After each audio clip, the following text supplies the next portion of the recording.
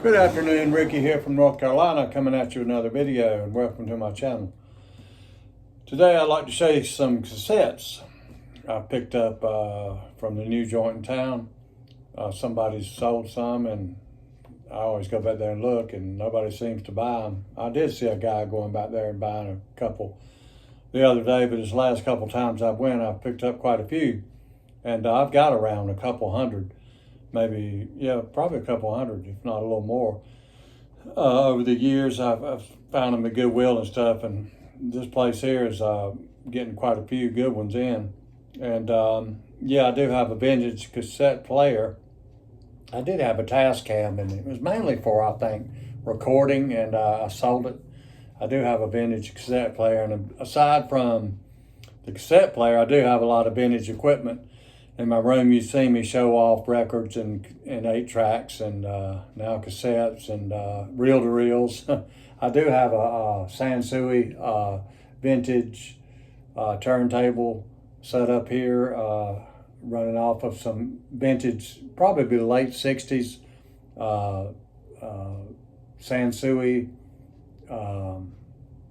speakers. And they have decorative wood grills on them. I do have some Cerwin Vegas, some smaller ones, about the size of the Sansui speakers. They're not hooked up. I do have a vintage Panasonic 70s receiver running on the Sansui turntable. And then my turntable I use mainly as a Pioneer 70s vintage turntable. I do have a Marantz vintage 70s receiver that I run on my Pioneer 2226B model. And I'm running, I just got my wife's cousin give me a preamp, SHIIT, I think that's how you pronounce it. That's how you spell it. You can come up to your spelling pronunciation on that.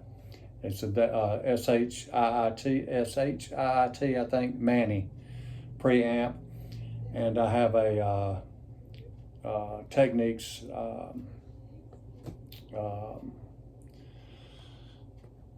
cassette player and vintage 70s. And I do have another 70s Technics turntable that's not hooked up. And I have a vintage, what is that? Excuse me.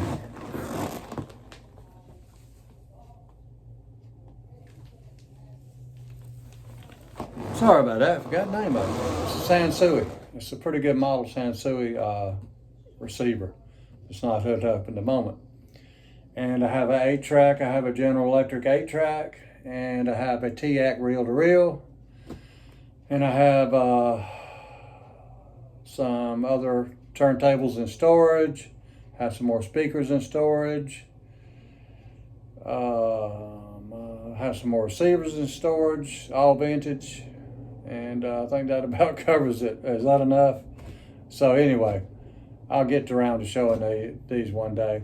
And I have another vintage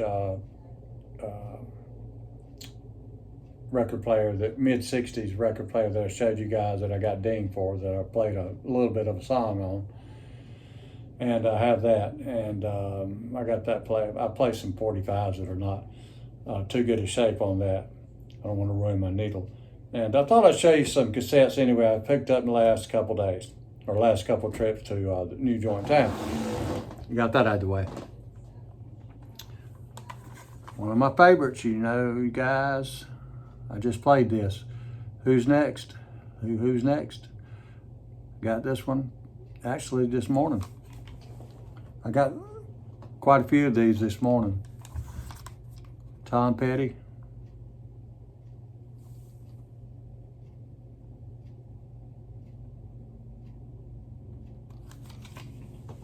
Afraid to say anything now, I might get dinged by YouTube. This could be a curse word.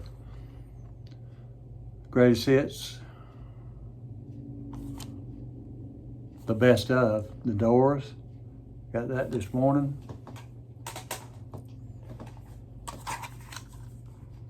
Heart. It might be their first album. Got that this morning. Fleetwood Mac a couple days ago. Rumors. Got this one this morning. Steely Dan Can't Buy a Thrill. I've got this record, an import from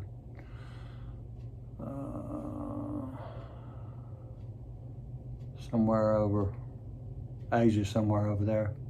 Can't quite think of the country right now. It'll come to me.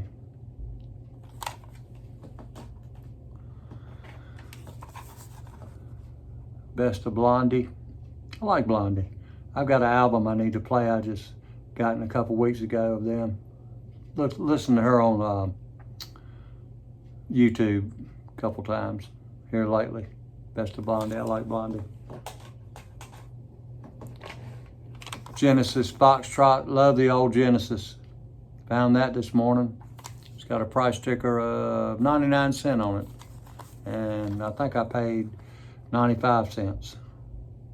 A lot of these were 50 cents, some 95 cents. One of them was 25 cents. So they priced these pretty cheap. Got this a couple days ago.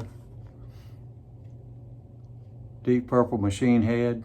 Great album. Glad to find it. Never come across a cassette that didn't play well. I don't know, knock on wood, but a friend of mine said, I hope they play well. I said, well, I've never come across one that didn't so far. And I've got a lot of them.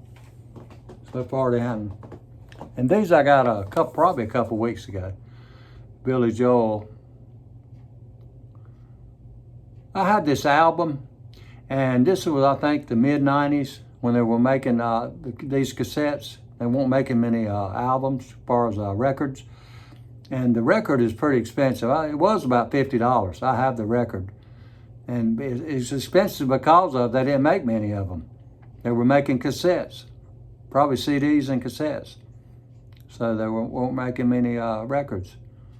And there's quite a few of them, even country records that they were doing this to. Garth Brooks for one. Garth Brooks. His first record. It was real expensive, probably $100, because they didn't make many of them. They were making cassettes and CDs. So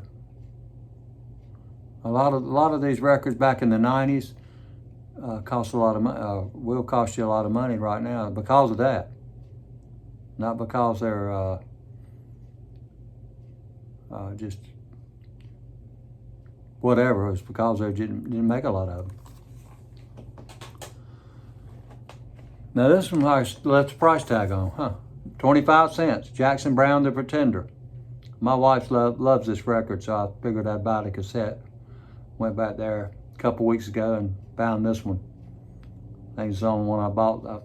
I think I went out to the car and pulled out 25 or whatever the tax was and come back in and bought this. Pretender, I like it too. I have the album. And the last cassette is ZZ Top, Eliminator, a couple weeks ago.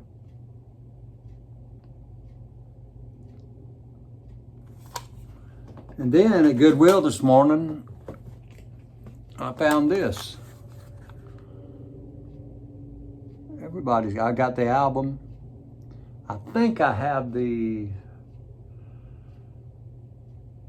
8-track. I do have the 8-track, I'm pretty sure. I'm going to show some more 8-tracks before long. Pretty sure I have the 8-track. I don't have the 8-track. Maybe I do. Because someone, I think, said, I didn't know they made 8-tracks in it. I can't remember. I don't have to look for it. Anyway, I got CD. And I think I got the cassette. Yeah, maybe so. Anyway, it's a good one. Pay me no mind today.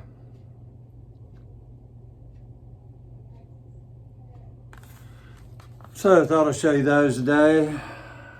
By the way, this Rumors was from Goodwill, 99 cents. Used to be 49 cents back in the day. Went up to 99, double the price. But anyway, I've been to Raleigh, taking care of some business last couple days, and get up there around 9 and get home around 7. Traffic is horrendous. I mean, you can imagine parts of highways around here, still 2-lane. You can figure the population is triple. I mean, Durham was once 100,000, now you got 300,000. Still got 2 lanes in some of these places. Raleigh was a couple 100,000, it's 450 or 500 now, I think. I think it's 500,000. And then the outskirts of Raleigh, these towns is just growing leaps and bounds. I mean, Cary's like 100, 200,000. It's just going crazy. And the towns around where I'm at is not growing like they do have in Raleigh, but they're growing. Everything's growing around here. People's just going crazy. I mean, you got Duke University, you got the, Duke Hospital, you got the universities. I mean, people, drive and, live in different parts of North Carolina, drive a long distance to get to, UNC Hospital, or Duke Hospital, all kinds of places, Wake Med. Now they got Duke Raleigh. It's funny going to Raleigh at the hospital and seeing people with Duke shirts on and Duke scrub hats on, the doctors and stuff, nurses. Anyway, traffic's an issue, so I'll be in Raleigh, be at home till Tuesday, I think, start back going to Raleigh on Tuesday. So anyway, hope you enjoyed this video, and as always, y'all have a good day.